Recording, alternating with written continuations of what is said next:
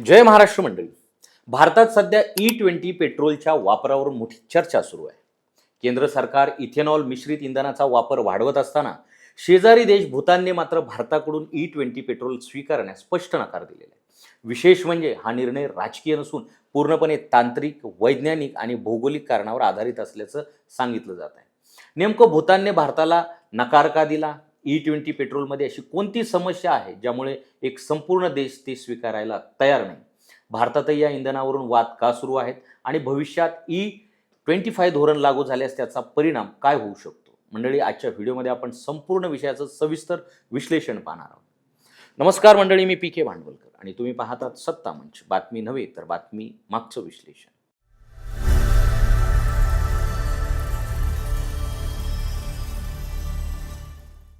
चला तर मंडळी, मग मुद्देसूद पाहूया नेमकं प्रकरण काय. मुद्दा नंबर 1, भूताननं E20 पेट्रोलची ऑफर का नाकारली? भूतानने भारतीय ऑइल मार्केटिंग कंपन्यांकडून E20 पेट्रोल स्वीकारण्यास स्पष्ट नकार दिलेला आहे. भूतान सरकारने भारताला सांगितलं आहे की जोपर्यंत सामान्य पेट्रोल उपलब्ध आहे तोपर्यंत त्याचाच पुरवठा सुरू ठेवावा. हा निर्णय भारताच्या इंधन धोरणाला विरोध म्हणून घेतलेला नाही, तर त्यांच्या देशातील परिस्थिती लक्षात घेऊन घेतलेला व्यावहारिक निर्णय आहे. भूतानने स्पष्ट केलेलं आहे की सध्याच्या परिस्थितीत E20 पेट्रोल सुरक्षितपणे साठवणं आणि वितरित करणं त्यांच्यासाठी शक्य नाही. त्यामुळे त्यांनी पारंपरिक पेट्रोलच सुरू ठेवण्याची विनंती केलेली आहे. मुद्दा नंबर 2, जुन्या इंधन टाक्या आणि पायाभूत सुविधा सर्वात मोठा अडथळा का? मंडळी, भूतानमधील बहुतांश इंधन डेपो आणि पेट्रोल पंपांमध्ये आजही जुन्या भूमिगत स्टीलच्या टाक्या वापरल्या जातात.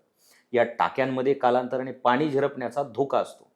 सामान्य पेट्रोलवर त्याचा फारसा परिणाम होत नाही, मात्र E20 पेट्रोलमध्ये असलेले एथेनॉल वातावरणातील ओलावा पटकन शोषून घेतं. त्यामुळे इंधनाचा दर्जा खराब होऊ शकतो. अशा परिस्थितीत वाहनांपर्यंत पोहोचणारं इंधन निकृष्ट दर्जाची होण्याचा धोका निर्माण होतो. यामुळे इंजिन, इंधन पंप, इंजेक्टर आणि इतर भागांचं नुकसान होण्याची शक्यता वाढते. म्हणूनच भूतानने आधी पायाभूत सुविधा सुधारण्यावर भर दिलेला आहे. मुद्दा क्रमांक 3, डोंगराळ भूभाग E20 साठी आव्हान का ठरतो? भूतान हा पूर्णपणे डोंगराळ देश आहे. येथील वाहनांना सतत चढ उताराच्या रस्त्यावर प्रवास करावा लागतो. अशा परिस्थितीत इंजिनकडून सातत्यपूर्ण आणि विश्वासार्ह कामगिरी अपेक्षित असते. शिवाय अनेक भाग दुर्गम असल्यामुळं एखादं वाहन खराब झाल्यास तत्काळ दुरुस्तीची सुविधा उपलब्ध होत नाही. त्यामुळे इंधनाची गुणवत्ता आणि विश्वासार्हता हा महत्त्वाचा मुद्दा ठरतो. भूतानच्या अधिकाऱ्यांना वाटतं की सध्याच्या परिस्थितीत E20 पेट्रोलचा वापर धोका निर्माण करू शकतो. आता पाहू मुद्दा क्रमांक 4, E20 मागचं वैज्ञानिक कारण काय? E20 पेट्रोलमध्ये 20% इथेनॉल असतं. इथेनॉलचा सर्वात महत्त्वाचा गुणधर्म म्हणजे ते हायग्रोस्कोपिक असतं, म्हणजेच वातावरणातील ओलावा सहज शोषून घेतं. जर इंधनामध्ये पाणी मिसळलं तर इंधनाचा दर्जा घसरतो. त्यातून स्टीलच्या टाक्यांना गंज लागू शकतो, पाईपलाईन खराब होऊ शकते आणि इंजिनच्या कार्यक्षमतेवर परिणाम होऊ शकतो. म्हणूनच E20 इंधनासाठी अत्याधुनिक आणि लीक प्रूफ साठवणूक व्यवस्था आवश्यक असणं मानलं जातं. भूतानकडे सध्या अशी व्यवस्था नसल्यामुळे त्यांनी हा प्रस्ताव नाकारलेला आहे. मुद्दा क्रमांक 5, भारताच्या E20 धोरणाचा भूतानवर थेट परिणाम कसा होतो? भूतान स्वतः पेट्रोल किंवा डिझेलचं उत्पादन करत नाही. त्यांच्या देशातील संपूर्ण इंधन भारतातून आयात केलं जातं.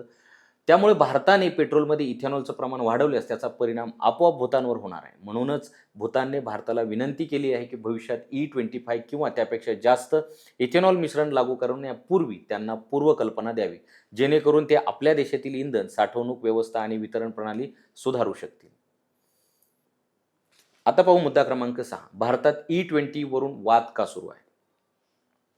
भारतात अनेक वाहन उत्पादकांनी E20 सुसंगत इंजिन तयार करण्यास सुरुवात केलेली आहे. मात्र 2023 पूर्वीच्या अनेक वाहनांच्या मालकांकडून मायलेज कमी होणं, इंजिनवर अतिरिक्त ताण येणं आणि देखभाल खर्च वाढल्याच्या तक्रारी समोर येत आहेत. दुसरीकडे केंद्र सरकारचं म्हणणं आहे की E20 मुळे कच्च्या तेलाची आयात कमी होईल, शेतकऱ्यांना इथेनॉल उद्योगात फायदा होईल आणि पर्यावरणपूर्वक इंधनाकडे वाटचाल होईल. त्यामुळे या विषयावर अजूनही चर्चा आणि मतभेद कायम आहेत. मुद्दा क्रमांक 7, पुढे भारत आणि भूतानची भूमिका काय असू शकते? मंडळी, भारत आता E20 नंतर E25 मिश्रणाच्या दिशेने पुढे जात आहे. तर भूतानने स्पष्ट केलेलं आहे की जोपर्यंत त्यांच्या देशात आधुनिक इंधन साठवणूक व्यवस्था तयार होत नाही तोपर्यंत त्यांना इथेनॉल विरहित पेट्रोलच हवं आहे. यावरून एक गोष्ट स्पष्ट होती की प्रत्येक देशाची भौगोलिक परिस्थिती, हवामान आणि पायाभूत सुविधा वेगवेगळ्या असल्यामुळे इंधन धोरणही त्या त्या देशाच्या गरजेनुसार असावं लागतं. मंडळी, या संपूर्ण घडामोडीतून 3 महत्त्वाच्या गोष्टी समोर येतात. गोष्ट पहिली, भूतानचा E20ला विरोध हा भारताविरोधात नसून त्यांच्या देशातील भौगोलिक परिस्थिती, हवामान आणि जुन्या पायाभूत सुविधामुळे घेतलेला व्यावहारिक निर्णय आहे. गोष्ट दुसरी, इथेनॉल मिश्रित इंधन यशस्वी होण्यासाठी केवळ इंधन बदलून चालणार नाही, तर त्यानुसार इंधन साठवणूक व्यवस्था, टाक्या आणि वितरण यंत्रणाही बदलावं लागणार आहे. आणि गोष्ट तिसरी, भारत E20 नंतर E25 कडे वाटचाल करत असताना या धोरणाचे दीर्घकालीन परिणाम वाहनधारक, शेजारी देश आणि इंधन उद्योगासाठी महत्त्वाचे ठरणार आहे. मंडळी, आता तुम्हीच सांगा, भूतानचा निर्णय योग्य वाटतो का? भारताने सर्व देशांसाठी वेगळ्या दर्जाचं पेट्रोल उपलब्ध करून द्यावं का? आणि तुम्ही स्वतः E20 पेट्रोल वापरत असाल तर तुमचा अनुभव काय आहे? तुमचं मत आम्हाला कमेंटमध्ये नक्की लिहा. आणि अशाच प्रकारच्या अपडेट्ससाठी सत्तामंच या चॅनलला सबस्क्राईब करा आणि इन्स्टा पेजला फॉलो करायला विसरू नका.